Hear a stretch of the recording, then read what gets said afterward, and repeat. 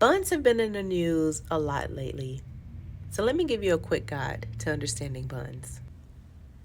If you're wondering what a bond is, bonds are issued by governments and corporations when they want to raise money. So essentially, if you buy a bond, then you're technically lending money to the government or you're lending money to a corporation in exchange for coupon payments or interest payments.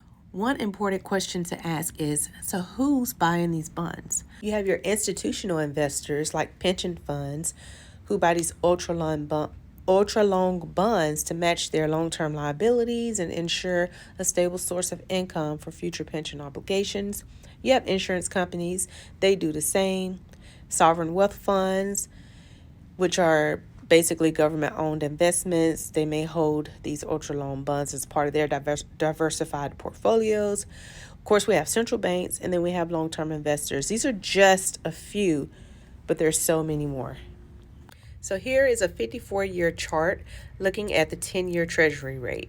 If you recall, in 07-08, we had a recession, the housing crisis, remember? Rates touched the 2% line and then sharply increases to 4%. Rates continue to trade between 2 and 4% until roughly around 2020, and then the bottom just falls out and rates are super low. And the rest is history. As you know, the Federal Reserve has been increasing rates like crazy since 2022. So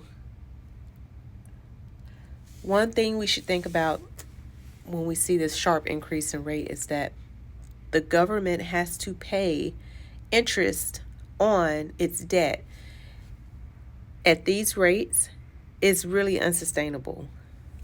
The U.S. debt is currently over $33 trillion. Imagine paying interest on that. Not only that, imagine the pension funds and the insurance companies who are trying to protect and preserve capital at a much lower rate in 2010 or prior, and now the interest rates are way higher. So they've lost over 50% of their investment. So although bonds are supposed to be safe, you still need to be careful out there.